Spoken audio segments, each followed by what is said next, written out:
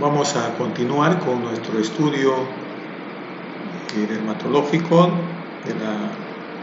que tenemos que conocer. En esta oportunidad vamos a hablar de la urticaria. La urticaria es una patología dermatológica muy frecuente que ustedes van a poder ver en consultorio, emergencia, también el motivo de emergencia. Es una lesión elemental de la urticaria. Es una pápula dérmica edematosa. Es una pápula dérmica edematosa. Dentro del término de urticaria se engloba a la roncha y al angioedema.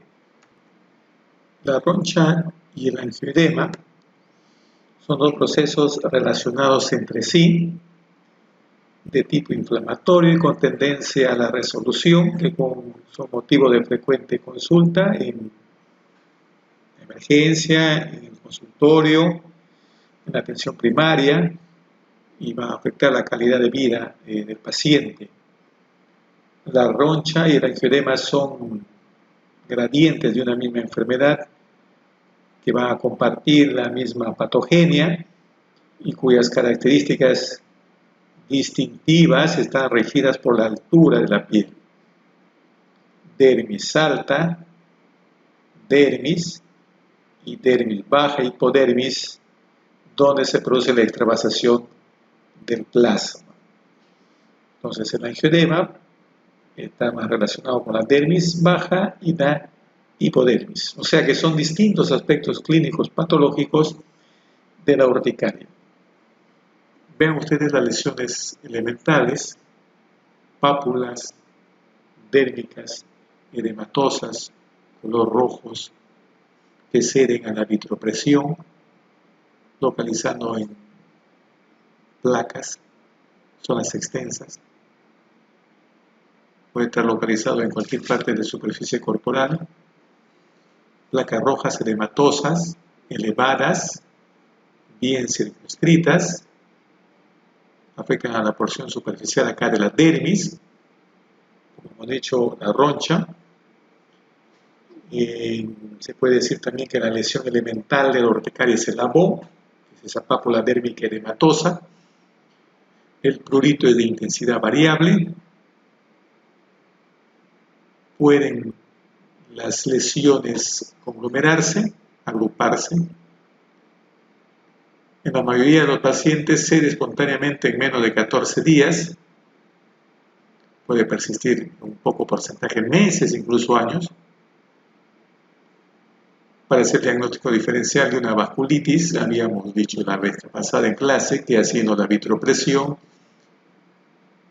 es positivo la vitropresión, o sea, al comprimir esta parte roja se convierte en una zona blanquecina y nuevamente vuelve a su estado normal, eritematosa, mientras que una vasculitis, usted presiona, hace vitropresión en una lesión y no deja de ser eritematoso rojo, no se hace blanquecino. El 15% de la población puede tener un brote de urticaria en algún momento de su vida y presentarse a la consulta con ronchas, angioedema o ambos. La urticaria se va a caracterizar por la aparición rápida de ronchas o angioedemas o ambos a la vez. ¿Cuál es la patogenia de esta enfermedad? La urticaria es la expresión de un patrón de respuesta vascular de la dermis que se observa como resultado de una reacción de hipersensibilidad inmediata y en ocasiones retardada. Se han identificado factores celulares y solubles en la patogenia de la urticaria en forma independiente de su etiología. El factor celular principal, como sabemos, es el mastocito y su número está aumentado tanto en la piel sana como en el sitio de la urticaria. Los mastocitos y los basófilos pueden activarse tanto por esos mecanismos inmunitarios dependientes de la IgE, tipo 1, como por mecanismos no inmunitarios, no vinculados a la IgE. Estos dos procesos determinan la desgranulación y la liberación de mediadores con efectos farmacológicos sobre la piel. La clínica de la urticaria, la roncha, como estamos viendo en la imagen, la roncha, el abo, es una lesión sobrelevada de pocos milímetros o varios centímetros de color rosado, que puede adquirir un tinte eritematoso más intenso en el límite, con un centro medio claro, color marfil. Las lesiones son numerosas, de forma variadas, pueden ser circulares, oval, anular, puede tomar diferentes características de aspecto cambiante, puede dar lugar a formación de grandes placas, se acompañan de prurito de intensidad variable. La duración, como hemos dicho, es fugaz, por lo que la piel retorna a su aspecto normal entre algo menos de 1 hora y 24 horas. Por eso el paciente con urticaria con estos jabones, usted ve esta lesión hoy día y mañana puede desaparecer, aparecer otro jabón en otra localización. Los brotes pueden ser localizados, regionales o generalizados, con variaciones temporales de forma, tamaño y lugar. En áreas de tejido laxo, como párpados, labios y genitales, el edema produce grandes deformidades. La roncha o el abón es una inflamación transitoria que se produce por vasodilatación y aumento de la permeabilidad de las vénulas postcapilares de la dermis alta, que va a permitir la extravasación del plasma en el tejido circundante con la consiguiente formación del edema, que va a ser acompañado por un infiltrado inflamatorio perivascular de intensidad variable. Cuando esa extravasación del plasma se origina primero en territorios más profundos de la dermis y la hipodermis, dijimos que estamos en la presencia de un angioedema, que en la clínica se exterioriza como una sobrelesión edematosa de color más pálido, mayor tamaño que la roncha, acompañada la mayoría de las veces por tensión o dolor en vez de prurito, compromete más las mucosas, su resolución es lenta, llega a tomar hasta 72 horas, hay que hacer diagnóstico diferencial del angioedema hereditario, que no se considera un subtipo de urticaria. Vamos a decir algo importante acá. Como ya saben ustedes, las ronchas individualmente tienen un ciclo de duración de alrededor de 3 a 4 horas, o sea, de minutos a 24 horas. Cuando exceden las 48 a 72 horas, son de color más intenso, rojo violáceo, y además generan ardor o dolor, junto con sintomatología sistémica o no.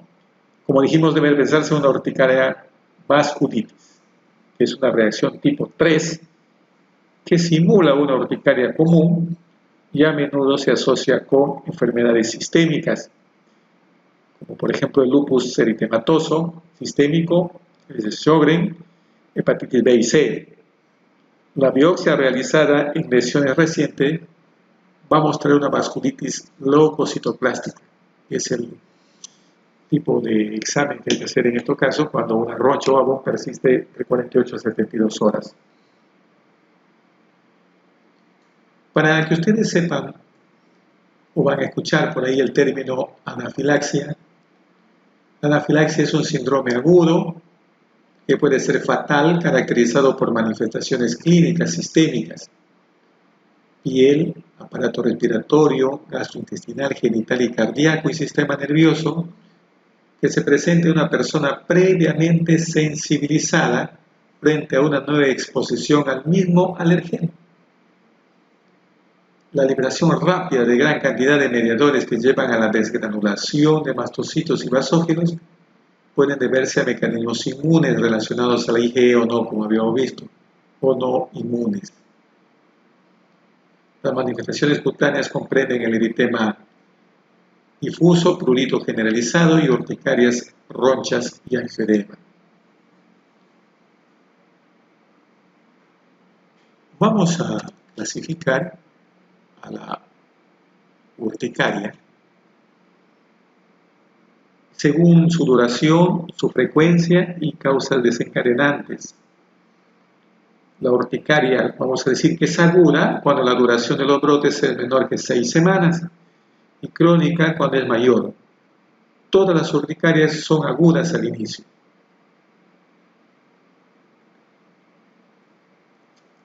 Vamos a ver la clasificación de las urticarias. Hay urticarias espontáneas, urticarias físicas, como por frío, por presión, por calor, el dermografismo, por fuerzas mecánicas asociadas, y otros tipos como la farmacológica, la colinérgica, por el aumento de la temperatura corporal, por el contacto con sustancias urticariogénicas. La urticaria espontánea, la primera, esta constituye la forma que se observa con más frecuencia, en especial en jóvenes de ambos sexos. La causa desencadenante es fácil de sospechar, puede ser medicamentos, alimentos, picaduras de insectos, infecciones virales, bacterianas y parasitarios. Sin embargo, en más de la mitad de los pacientes, esta no se puede confirmar. Se llama urticaria aguda idiopática cuando no se puede confirmar el origen. Predomina en personas atópicas, en especial en sensibilizados a inhalantes o a látex. La urticaria crónicas, que se observa algo más a menudo en mujeres, cuarta y quinta década de la vida, y en la mayor parte de los casos es idiopática. En ocasiones hay que ir a buscar alguna enfermedad que está asociada a esta urticaria, que puede ser una enfermedad autoinmune, alguna alteración endocrina, neoplasias o el estrés. Las causas de la urticaria aguda y crónica, dijimos que la causa de urticaria aguda pueden ser los alimentos, los aditivos, conservantes, medicamentos, como los antibióticos, que pueden ser la penicilina, cefalosporina, puede ser otro medicamento como la aspirina, que tiene un origen no inmunitario, por infecciones, picadura de insectos, inhalentes estacionales como pólenes, mohos, contacto con la sensibilidad látex. La causa de urticaria crónica puede ser autoinmune, incluidas enfermedades tiroideas, puede ser idiopática, puede ser por infecciones virales como las hepatitis, bacterianas, micóticas y parasitarias, el estrés, el uso de medicamentos como alzaines, aspirinas, hormonas, asociadas con alteraciones endocrinas, enfermedad de colágeno, vasculitis, cáncer. Hay que ver la causa entonces y el tipo de urticaria en la que nos estamos enfrentando.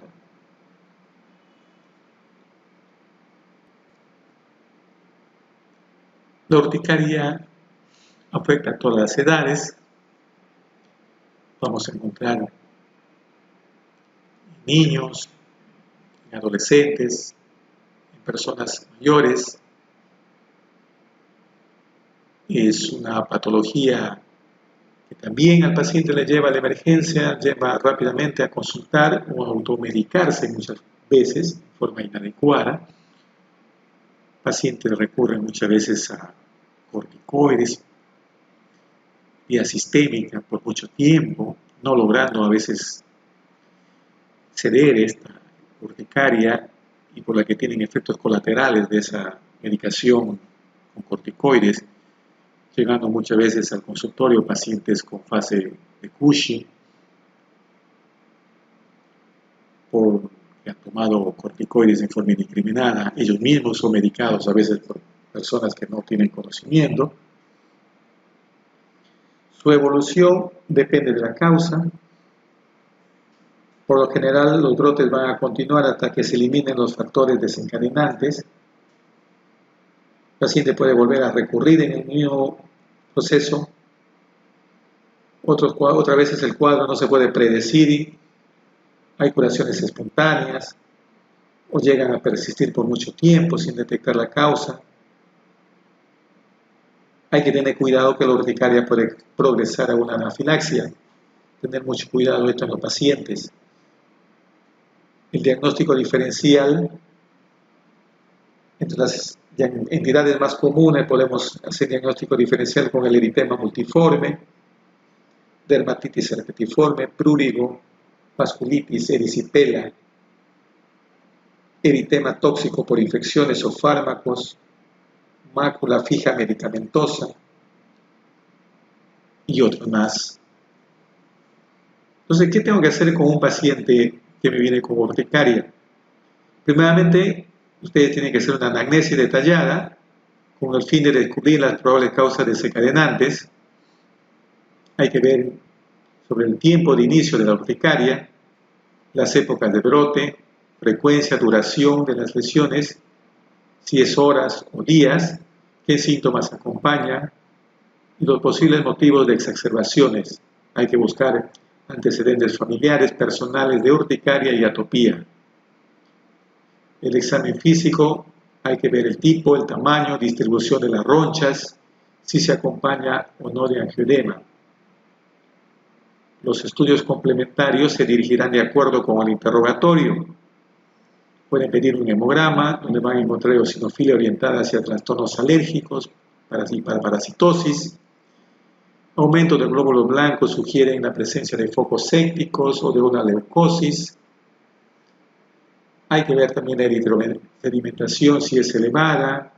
Por ejemplo, esta es la urticaria vasculíticas y infecciones.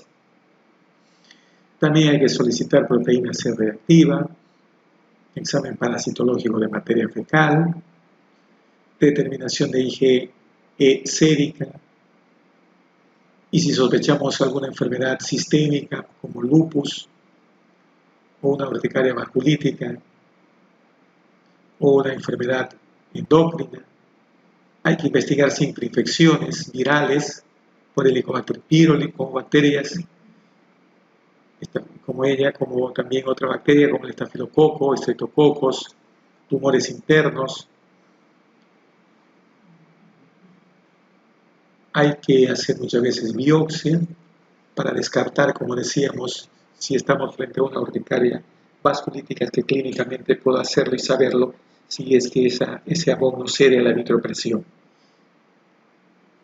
En el tratamiento, como medidas generales, están dirigidas a eliminar los factores etiológicos, desencadenantes y agravantes, como alimentos, aditivos, fármacos, frío, calor, presión, infecciones, picaduras. Se indagará sobre la presencia de mascotas, plantas y otras. Se implementará dieta de eliminación. Se puede suspender por 10 días los alimentos que contienen polipéptidos o actenos altamente antigénicos, como las nueces, pescados, mariscos, y los que favorecerían la liberación de histamina, como el chocolate, frutilla, mariscos, huevo, cerdo, café, banana, tomate, sacarina y lácteos. Hay una variedad de colorantes y conservantes en los alimentos envasados, muchos de los cuales se relacionan con reacciones alérgicas también. Hay que determinar al paciente qué tipo de dieta va a hacer para evitar que la enfermedad se exacerbe o vuelva a tener los mismos signos o síntomas. Tratamiento local: se pueden utilizar productos antipruriginosos como pastas mentoladas. Su tratamiento sistémico de elección se basa en los antihistamínicos, en especial los anti-H1, como difenhidramina, hidroxicina, cetiricina, loratadina, solos o combinados, por lo menos durante 15 días. Para las urticarias crónicas también se puede prescribir fexofenadina, que yo generalmente a personas adultas receto la fexofenadina para evitar cambios en el electrocardiograma. También puedes recetar en las urticarias crónicas levocetiricina, loratadina. En caso de urticaria solar se aconseja agregar hidroxicloroquina. Para el dermografismo y la urticaria colinérgica se mencionó el ketotifeno como útil. En cuanto a las otras opciones de tratamiento, el uso de corticoides se reserva para casos de urgencia, reacciones anafilácticas que comprometen la vida del paciente por la urticaria por presión severa. No se precipite en recetar corticoides desde el inicio en una urticaria, puede usar sus antihistamínicos. La clave diagnóstica, o antes de hablar de la clave diagnóstica, la adrenalina es una medicación heroica, en especial en la anafilaxia, eso tenemos que saber. Y la clave diagnóstica en esta patología es la presencia de ronchas o angioedema, o ambas, pápulas eritemato-edematosas, pruriginosas de formas variadas, de aparición súbita y corta duración. Y hay que investigar las causas desencadenantes, como hemos dicho, fármacos, alimentos, infecciones, estrés y otras causas más. Habíamos hablado sobre diagnósticos diferenciales. Acá, en este caso, las lesiones pueden diferenciarse de un eritema multiforme, que ya vamos a ver qué es, que son lesiones en diana o en arco, que lo llaman. Hay que también saber que estas afecciones dermatológicas pueden ir acompañadas de síntomas sistémicos como disnea, sibilancia, náuseas, dolor abdominal, diarrea y cefalea. Vamos a ver más gráficos, más imágenes sobre las urticarias. El dermografismo, por ejemplo. El dermografismo es una forma de urticaria. Este tipo de patología está presente en niños, jóvenes, adultos. Uno, al hacer un roce en la piel, produce una elevación exagerada o prominente de esto que en cualquier persona normal puede aparecer, pero demora o dura unos pocos segundos o minutos. En la persona con dermografismo demora mucho tiempo, entre 15 y 60 minutos. El dermografismo es una patología también frecuente en las personas, tipo de urticaria. Vean ustedes, ahora vamos a ver el angioedema, que afecta la cara, los labios, las palmas de la mano, la planta de los pies o parte de la extremidad. El angioedema, ya habíamos dicho, es una hinchazón similar a la BOM. Acá hay compromiso en la dermis profunda, en la hipodermis, presente en los mucosa. No suele existir pruritos o prurito y los síntomas en ardor y purefacción dolorosa.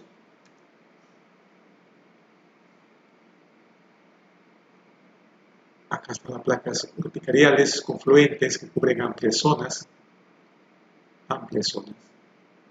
Vean ustedes, esto van a desaparecer 24 horas, más de 48 a 72 horas hay que pensar en otra patología.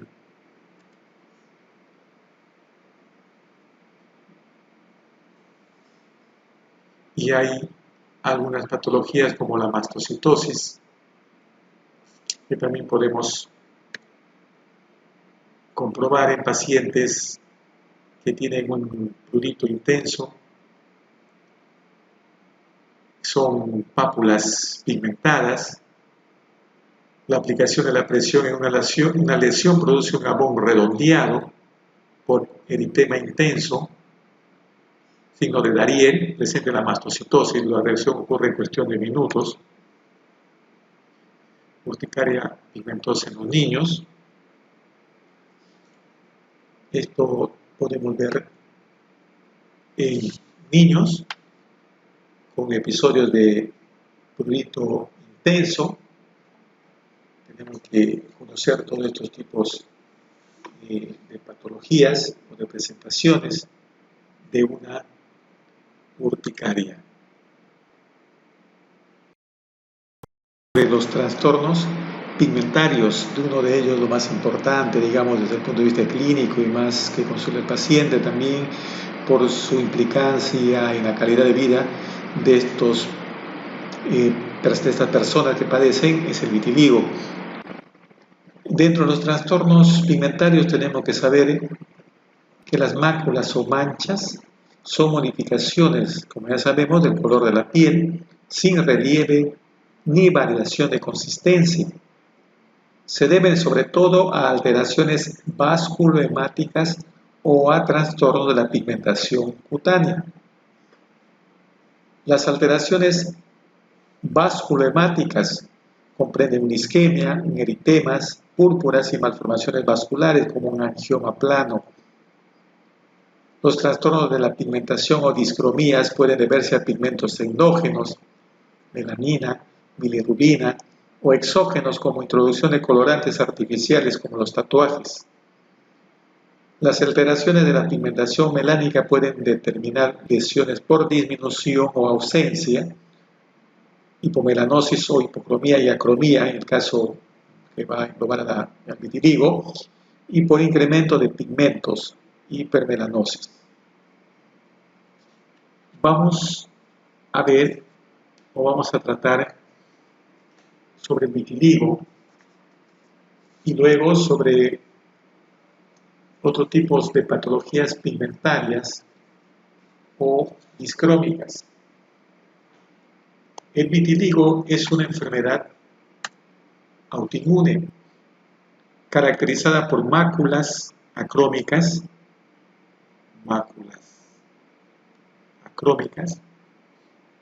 en la que existen anticuerpos antimelanocitos que inhiben o destruyen a las células formadoras de pigmento. Afecta al 2% de la población mundial, no respeta edad, sexo ni raza. Se puede encontrar en el 30% de los enfermos antecedentes familiares. Clínica. Se caracteriza por máculas, como dijimos, acrómicas, con un halo hiperpigmentado. Las máculas pueden ser únicas o múltiples. Únicas o múltiples. O se pueden fusionar sin prurito ni anestesia para hacer el diagnóstico diferencial de lepra indeterminada, que muchas veces es una mácula, pero ahí podemos encontrar otros signos como pérdida de sensibilidad, o no crece el vello, o no se produce sudoración en aquellas personas que pueden tener esa mancha que compromete o que corresponde a una lepra indeterminada.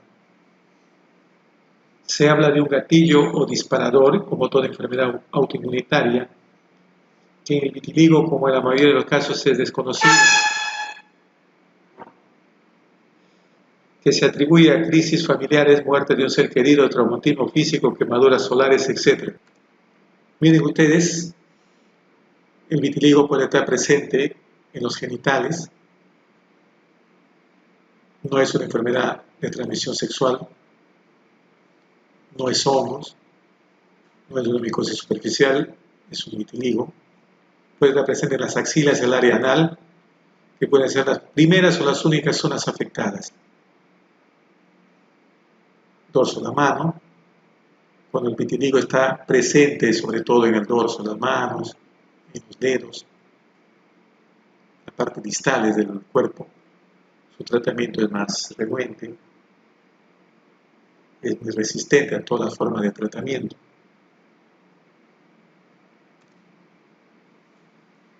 Las formas de presentación del vitiligo puede ser localizado en zonas de roce, exposición solar, traumatismo. Son frecuentes las localizaciones en cara, manos, párpados, genitales y periorificiales. Se ha tenido más éxito en tratamiento en localizaciones como en cara, por ejemplo, como dijimos, en zonas distales como en manos, el tratamiento es más renuente. Otra forma de localización es la zoniforme, cuando toma zonas que siguen un trayecto nervioso o metámera. Pueden ser diseminadas, extendidas en grandes extensiones del tegumento y raras ocasiones afectan la totalidad.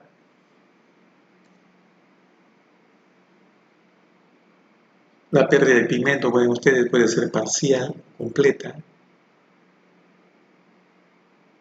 Son grandes áreas a veces que están comprometidas, grandes áreas. Paciente.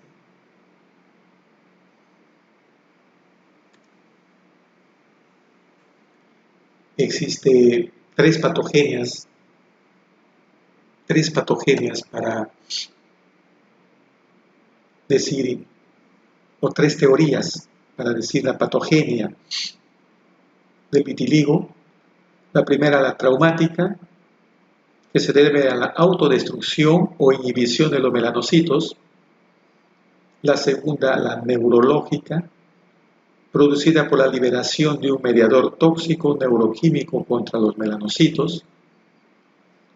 Y la inmunológica, que es la más aceptada, que existe formación de anticuerpos antimelanina y de linfocitos antigénicamente activos, capaces de inhibir o destruir las células productoras de pigmento.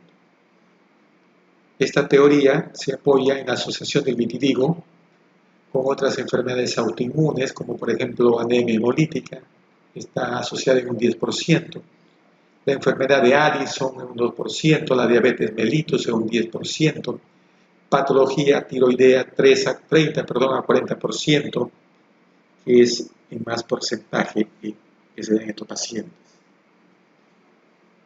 ¿Cuál es el tratamiento que se tiene que dar?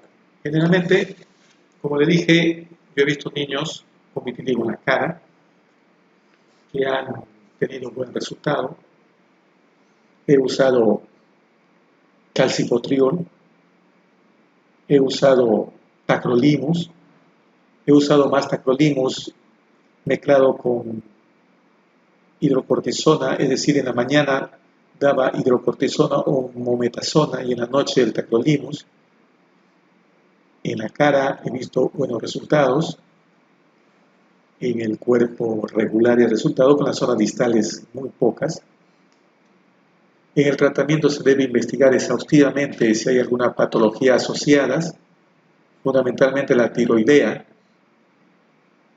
Se puede emplear como tratamiento el PUVA, que es un tratamiento con soraleno, la radiación UVA, corticoides locales, como el clobetasol tópico con una sola aplicación diaria, el calcipotriol, que se está usando más para los vitiligos sacrales, esos que son más renuentes al tratamiento. Por ahí está descrito el uso de Vivigimod, pero es muy caro y no hemos visto un buen resultado. Al elegir el tratamiento que usted puede dar, adopte el método que adopte para decidir la eficacia. El paciente debe realizarlo por lo menos 6 meses. Hay que explicar esto al paciente.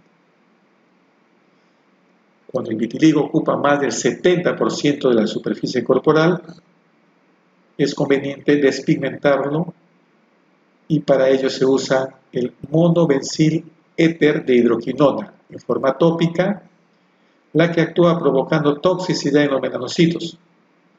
Los melanocitos se destruyen y el paciente debe de cuidarse de la luz solar como si fuese un albino. Protección solar es muy importante en estos pacientes con vitiligo.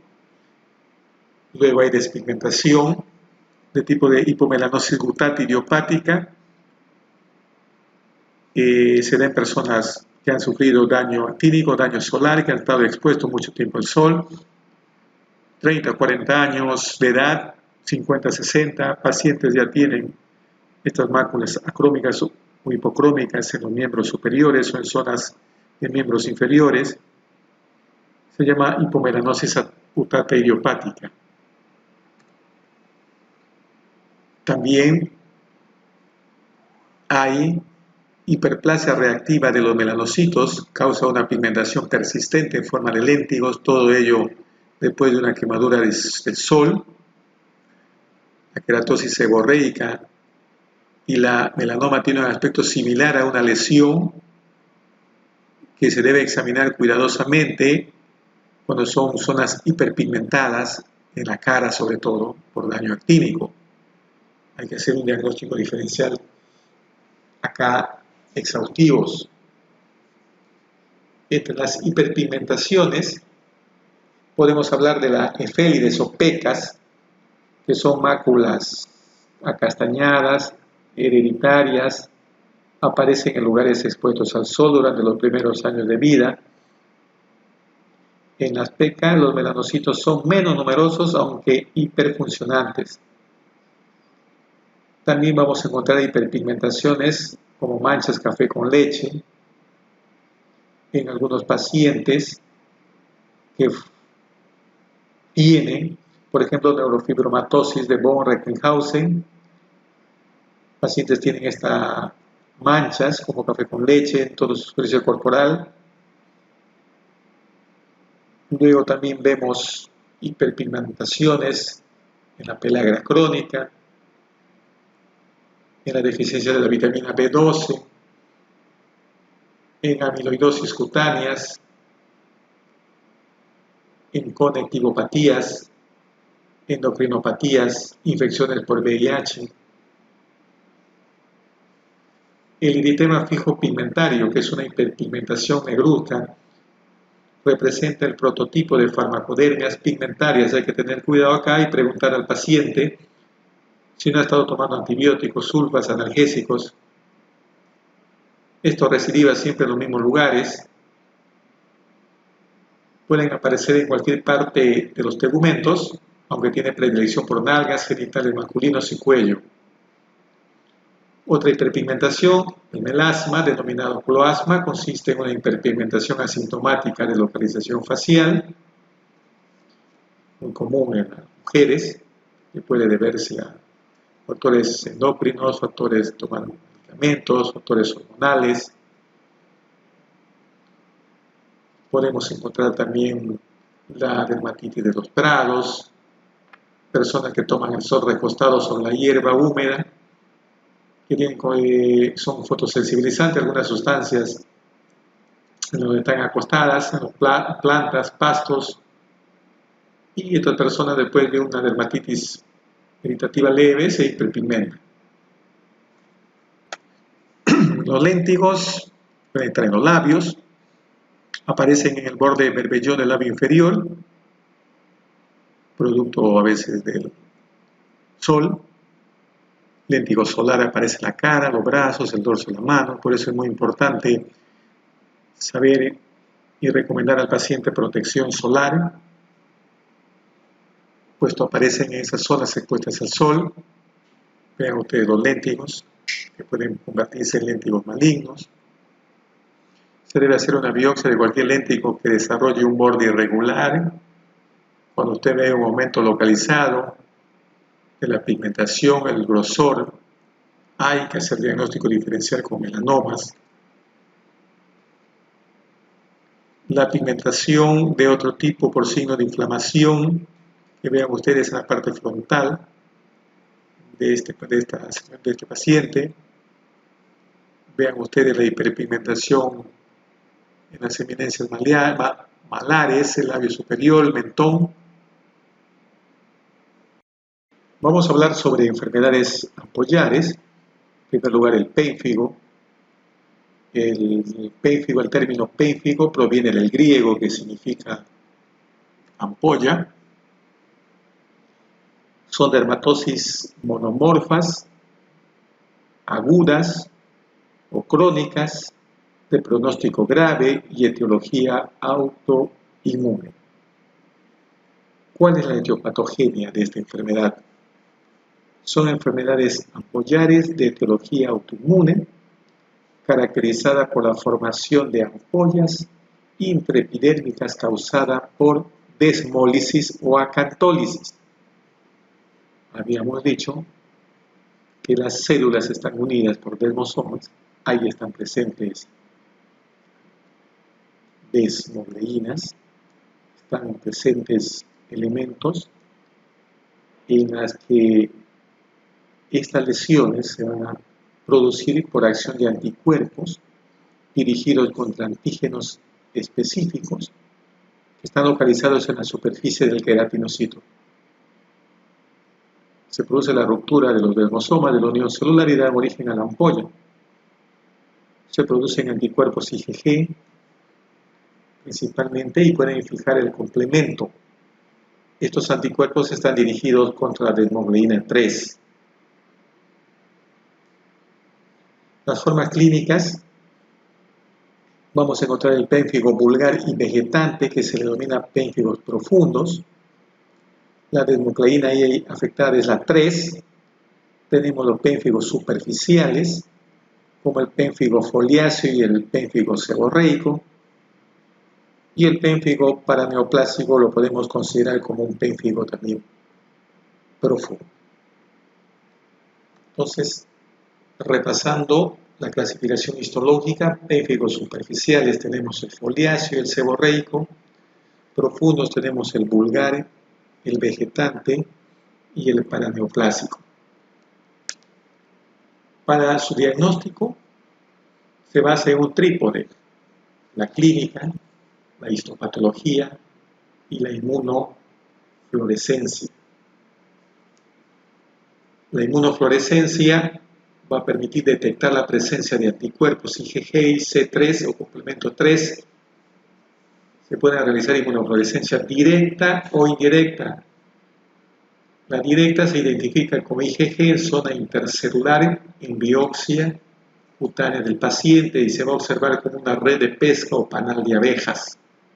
Mientras que la inflorescencia indirecta permite detectar la presencia de autoanticuerpos en el suero de los pacientes. Confirme un 90% la presencia de anticuerpos circulantes que se unen a los sitios intraepidérmicos. Vean ustedes las lesiones características del pénfigo. Son ampollas que se rompen rápidamente, son frágiles. Muchas veces el paciente viene al consultorio o extraído de emergencia porque son personas generalmente aquí en la zona de Loreto, vemos de la Ribera, los más afectados. De ahí entra la teoría que podría ser un mosquito el que causa este tipo de actividad inmunológica en el paciente para desarrollar esta enfermedad. El paciente viene con ampollas rotas, denudadas, con un olor característico como el de la psoriasis por pérdida proteica. Puede haber una sobreinfección bacteriana, compromiso generalizado. Hay que tener en cuenta que las erosiones orales pueden preceder en semanas o meses al comienzo de las ampollas cutáneas, y estamos hablando acá del pénfigo vulgar. Por eso les decía, importante hacer abrir la boca del paciente, porque ustedes, al hacer un estudio físico exhaustivo de boca del paciente, pueden ver si hay ahí ampollas o ampollas denudadas o rotas, lesiones erosivas que pueden ser compatibles con un pénfigo vulgar. El pénfigo vulgar es la más grave. Se inicia en personas de 30 años con buena salud o precedidas por alteración del estado general. Pacientes presentan gran desasosiego, tienen mucho frío, temblor en las extremidades, una mirada de angustia. El paciente, quiere decir, va al consultorio, a emergencia, con un desasosiego total que pide ayuda inmediata. Hemos dicho que comienza con alteraciones en la mucosa oral. Las lesiones son muy dolorosas, con intensa halitosis que impide la deglución. Son lesiones erosivas en la mucosa yugal, paladar duro y labios. Los labios pueden presentar erosiones y costras hemáticas. Al cabo de 2 o 3 semanas aparecen lesiones en el tegumento cutáneo con ampollas flácidas.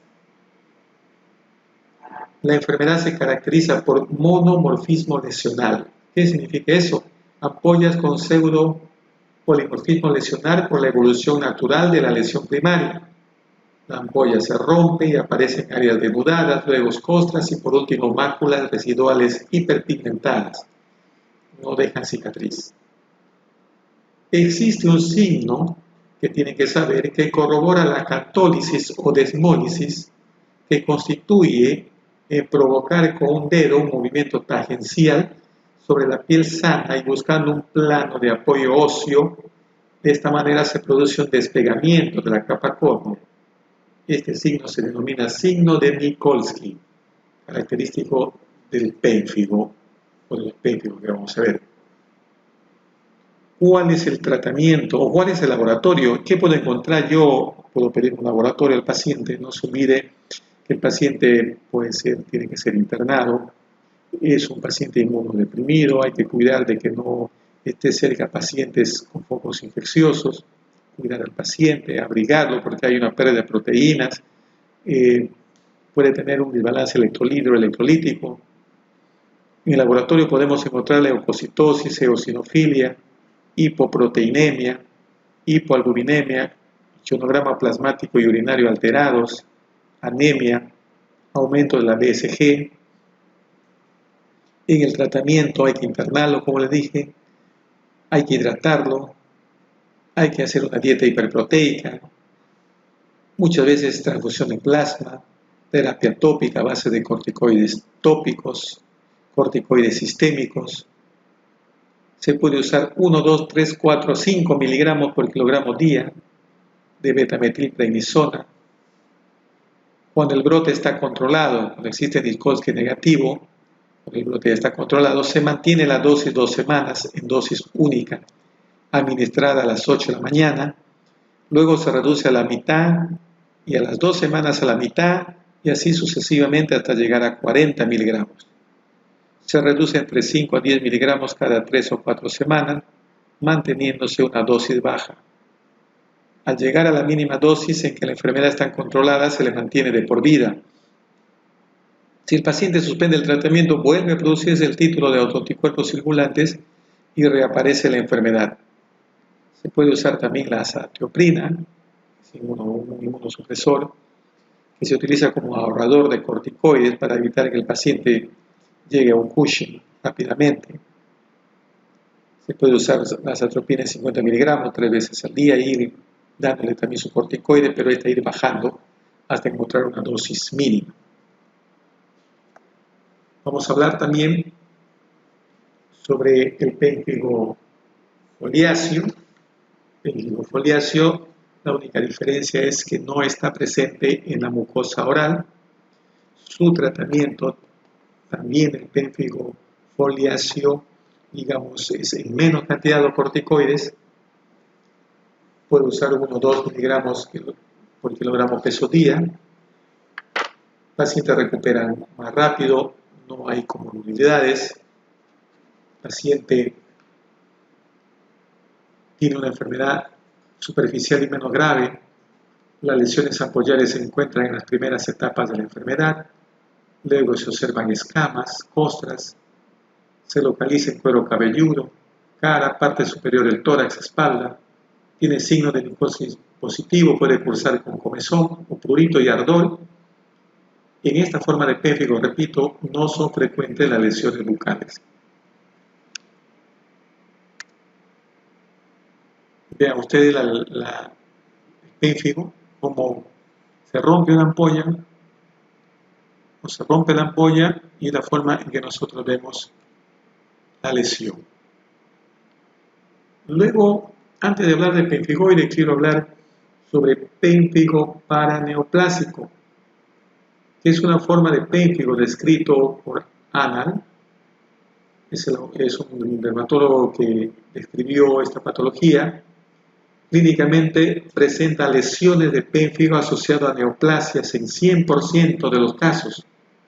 Neoplasias como linfoma, leucemia, carcinoma broncogénico, sarcoma y timoma.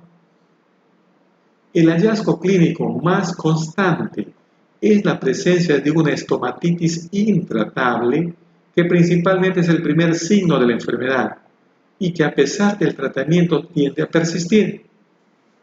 Ojo con esto. Esta estomatitis consiste en el desarrollo de erosiones y ulceraciones que afectan a toda la mucosa orofaringea, más al borde de los labios. Las lesiones cutáneas son flácidas, se rompen con facilidad. Las lesiones en brazos y piernas son similares al eritema polimorfo, que vamos a ver. Los criterios diagnósticos para pélvico, para neoplásico, ya hemos visto en la clínica. No se olviden de la clínica, es soberana.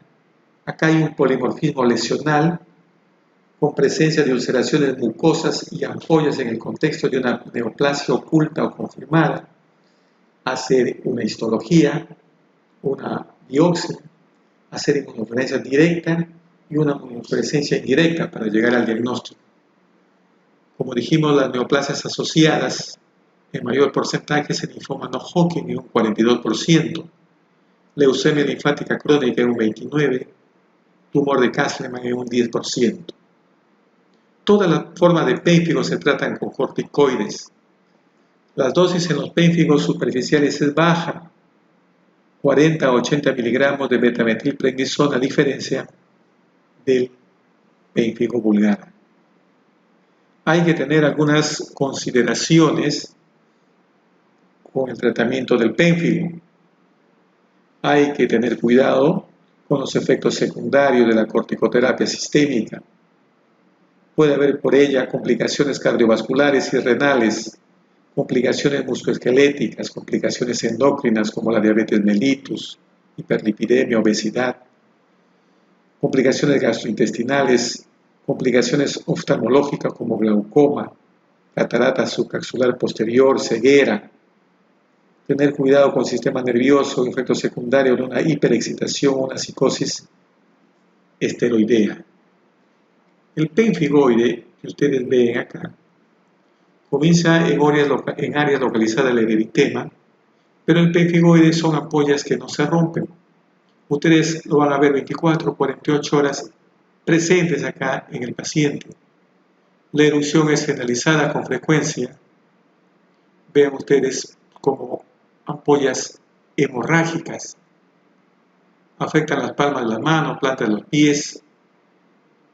Las placas adquieren un color rojo oscuro cianótico al cabo de 1 o 3 semanas, similar a un eritema multiforme. El pénfigoide, como su nombre mismo dice, parecido al pénfigo. Cuando un paciente tiene esto, hay que ir a buscar patologías subyacentes, cáncer u otro tipo de patologías que el paciente puede estar teniendo en ese momento. Luego vamos a hablar de dermatitis herpetiforme. Las dermatitis herpetiformes se llaman así, o una dermatosis crónica, polimorfa, muy pruriginosa, distribuida en forma simétrica sobre las superficies extensoras. Cursan por brotes con remisiones y exacerbaciones, y la mayoría de los pacientes sufren una enteropatía sensible al gluten, habitualmente asintomática. Esto es lo que da característica a esta patología. Las lesiones son eritematosas papulosas como placas o urticarias.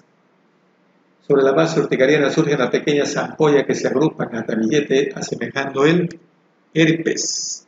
Semejan un herpes, es la denominación herpetiforme de la afección. Las lesiones tienden a ser simétricas, localizadas sobre la superficie de extensión, codo, rodilla, región sacra, glúteos, nuca y escápulas. Hay que ver estas localizaciones porque es muy importante conocer las localizaciones más frecuentes de esta dermatitis herpetiforme. Las lesiones mucosas son muy raras y el paciente no presenta compromiso del estado general. El prurito es intenso, es el motivo de lo que viene al consultorio. Los pacientes van a decir que pueden prever y pueden darse cuenta que va a aparecer la lesión con 8 a 24 horas de anticipación con una sensación de ardor, quemadura o pinchazo local. Debido al intenso prurito y el rascado que se hace en estos pacientes, las ampollas suelen romperse y aparecer erosiones, escoriaciones y costras. Es raro encontrar ampollas intactas. El signo de Nikolsky es negativo en la dermatitis herpetiforme. La sobrecarga de gluten en la dieta y los compuestos iodados conducen a la exacerbación de la erupción. El diagnóstico se realiza teniendo en cuenta la clínica, anatomía patológica, inmunofluorescencia y la enteropatía sensible al gluten, en general asintomática. Hay que hacer una biopsia intestinal. El tratamiento es una dieta libre de gluten estricta y prolongada durante 5 a 12 meses. Mejoran las lesiones cutáneas, reduciendo o aboliendo los requerimientos farmacológicos, además de revertir el compromiso intestinal. Se puede dar sulfonas de 100 a 200 miligramos por día durante el periodo agudo y 25 a 50 diarios de mantenimiento durante varios años. En caso de intolerancia a esta droga, puede usarse corticoides. Vamos a hablar ahora sobre el eritema polimorfo. El eritema polimorfo, tienen que saber que es un proceso de iniciación aguda que se va a observar en ambos sexos, adultos jóvenes entre 20 y 40 años de edad, que se localiza en piel y o mucosa, con signos clínicos cutáneos distintivos, lesiones en blanco de tiro o escarapela. Se lo considera esto, lesiones de tiro o escarapela. Vean ustedes estos tipos de lesiones como escarapela o lesiones de tiro que parecen un amón. Características que es más frecuente en el dorso de las manos, mácula eritematosa oscura o pápula urticarial. En el centro se forma una pápula, vesícula ampolla que después se aplana y puede desaparecer. La periferia se convierte en cianótica para formar la clásica lesión en diana. Estas lesiones son características en un paciente que ha padecido un herpes virus simple. En todo caso, pacientes que después de 15 días pueden presentar esto, o puede ser también por infecciones de tipo bacteriana o micótica. El eritema polimorfo se puede presentar con una severidad muy variable. Se diferencian en grupos como el eritema polimorfo menor, con mínimo o nulo compromiso de la mucosa, y el eritema polimorfo mayor, donde hay compromiso severo de mucosas, oral, conjuntival y anogenital. En el eritema polimorfo mayor, donde hay compromiso severo de mucosas, este es el síndrome de Stevens-Jones y la necrólisis epidérmica tóxica o síndrome de Liel. Es lo que vamos a ver. Primero vamos a ver el eritema polimorfo menor. Se da en el dorso, palma de las manos. Vean ustedes, las lesiones son características como en diana, como en arco de diana. Pueden recordar que sea una urticaria, diagnóstico diferencial, y las erupciones por fármacos. Los síntomas como ardor y prurito suelen ser leves. Se presenta entre la segunda y cuarta década de vida, como habíamos dicho. El eritema polimorfo menor y mayor puede ser desencadenados por una gran variedad de factores que, aparte de los mencionados en esta parte del eritema polimorfo menor, pueden ser también los fármacos. Como dije, en la actualidad se considera que el eritema polimorfo menor es inducido por el virus del herpes simple en casi el 100% de los casos. Acá pueden ver más claro ya la lesión en diana, como le decimos, en escarapela. Miren ustedes un color más eritematoso, después otro color acá y en la periferia otro color más rosado, que se da en dorso de las manos y los dedos. Con respecto al eritema polimorfo mayor, se involucra a los fármacos, especialmente sulfonaminas de acción prolongada y sus derivados, también agentes antiinflamatorios no esteroideos y anticonvulsivantes, como hidantoínas en la infancia. Otras causas posibles son neoplasias, radioterapias profundas, colagenopatías. Referente a este eritema polimorfo menor, Las lesiones cutáneas que se instalan en forma aguda en el curso de 3 días aproximadamente son distintivas. Comienzan como pápulas eritemato-edematosas que alcanzan un diámetro de 2 centímetros, desarrollándose con el aspecto de círculos u óvalos, de márgenes netos, con cambios concéntricos de color en su interior, predominando el violáceo, como ven acá.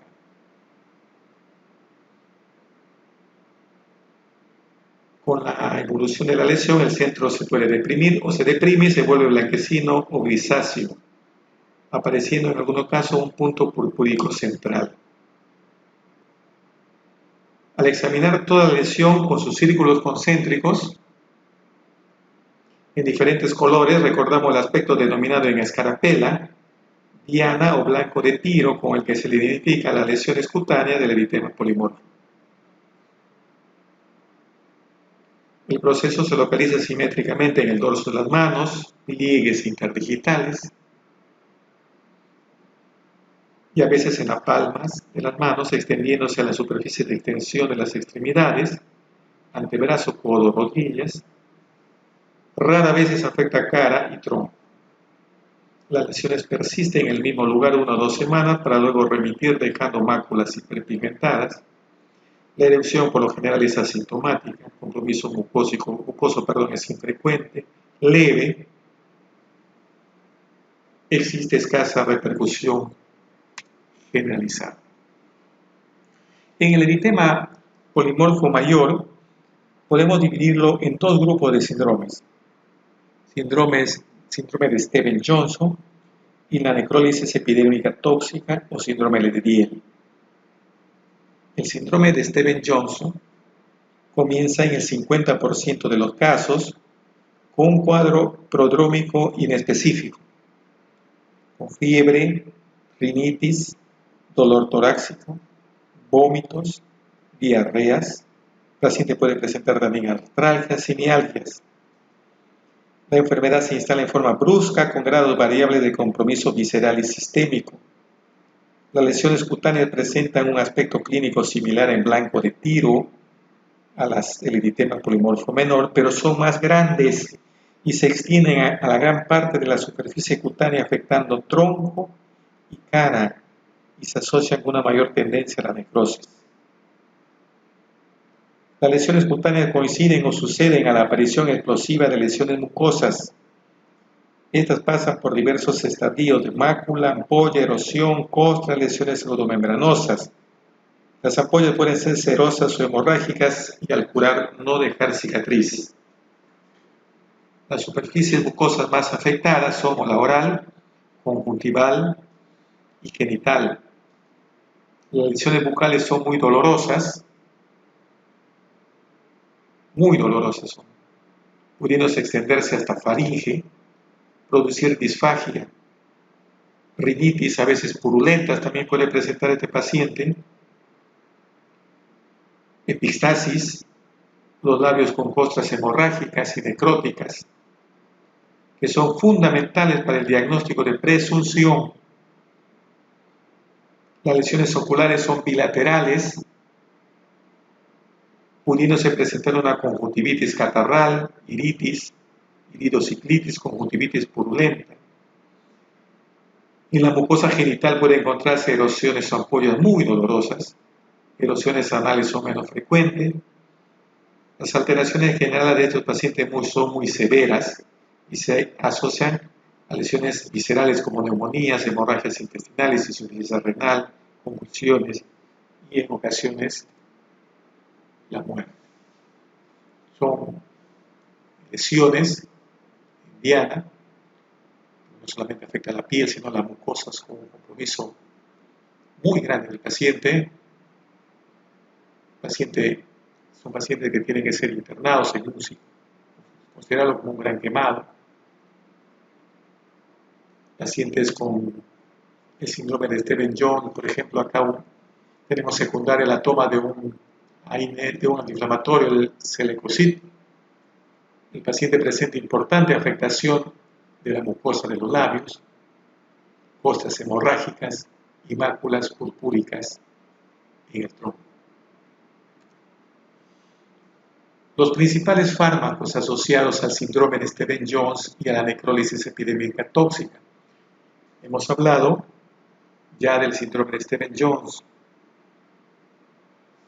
Los fármacos que tienen ustedes ahí más implicados son el allopurinol, los antibióticos, las aminopenicilinas, las sulfamidas, sobre todo sulfametosazol con trimethoprim, cefalosporina, macrólidos y los antiinflamatorios no esteroideos. La necrólisis epidérmica tóxica o síndrome de Liel se inicia en forma aguda con fiebre de 39 a 40 grados. Puede haber un decaimiento o hay un decaimiento general, postración. Hay un rash eritematoso purpúrico generalizado, morbilliforme seguido por un intenso y extenso despegamiento epidérmico producido por la aparición de grandes ampollas flácidas que confluyen.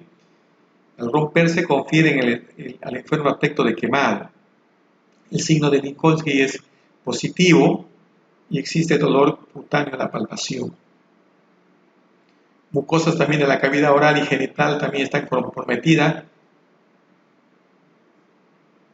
Puede presentarse complicaciones sistémicas como aumento de transaminasa, desequilibrio electrolítico, edema pulmonar, insuficiencia renal. Los medicamentos comprometidos acá son los que dan origen a estos son los antipilépticos, carbamazepina, fenopervital, felintoína, antirretrovirales. Miren ustedes el paciente con un NET, despegamiento total con un gran quemado.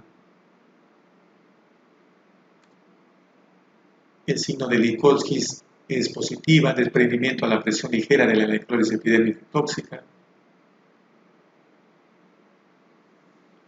Su diagnóstico se realiza por la clínica con las típicas lesiones en blanco de tiro o por las costras hemorrágicas en semimucosa del labio y por su biopsia. Diagnósticos diferenciales con los pénfigos, pemfigoide, síndrome de Behçet. Y el tratamiento, acá antes de entrar al tratamiento, vamos a hablar sobre cómo hacer el diagnóstico o saber de estas lesiones, sus características. Características del síndrome de Stevens-Jones, necrólisis epidémica tóxica y solapamiento, síndrome de Stevens-Jones. Solapamiento significa que hay como una sobreposición de estos dos tipos de patologías que se puede decir que se sobreponen. Las lesiones, por ejemplo, del síndrome de Stevens-Jones, las lesiones endianas son atípicas. En el solapamiento, las lesiones endianas también son atípicas. La necrólisis epidérmica tóxica, las placas eritematosas mal delimitadas con desprendimiento epidérmico. Su distribución acá son aisladas, acá son confluentes. La afectación de la mucosa en el síndrome de los tres síndromes está presente. La superficie afectada del síndrome de Stevens-Jones es menor del 10%. En el solapamiento va del 10 al 30%. Y en la necrólisis epidémica tóxica va más del 30% de la superficie corporal. El tratamiento primero se debe determinar el tipo clínico de eritema polimorfo y luego investigar la causa desencadenante del mismo. Esto es indispensable para el tratamiento y pronóstico de nuestro paciente. En caso de eritema polimorfo producido por fármacos, debe interrumpirse su administración en forma inmediata y en el caso de eritema polimorfo desencadenado por infecciones, estas deberán ser tratadas debidamente. El eritema polimorfo menor se hace un tratamiento local, cremas con corticoides asociados, con algunos casos con antibióticos locales, y en mucosas tratamiento tópico corticoide con un vehículo adecuado o con buches con anestesia para aliviar el dolor de estos pacientes. Como tratamiento general, antihistamínicos o antiinflamatorios no esteroideos como tratamiento paliativo. En los casos del eritema polimorfo menor que se sospecha etiología herpética, se efectúa el tratamiento con valaciclovir o aciclovir, el que se prolongará con dosis mínimas de aciclovir durante 6 meses en caso del eritema polimorfo menor recidivante asociado a virus del herpes simple. En el eritema polimorfo mayor se puede usar corticoides sistémicos, aunque no hay consenso respecto a la utilización de los mismos, pero la mayoría los usa sobre todo en la forma de eritema polimorfo mayor, como el Stevens-Johnson y el NET, necrólisis epidémica tóxica. En el caso del NET se lo usa en dosis alta durante 3 a 4 días, debiendo bajar a la misma en forma progresiva y rápida para evitar efectos colaterales. Los antibióticos, se puede recomendar tratamiento profiláctico con antibióticos desde el comienzo, o más aún si el paciente recibe corticoides. Se recomienda cultivo de lesiones cutáneas y mucosas, sangre y esputo, y modificar de acuerdo a los resultados de antibiograma.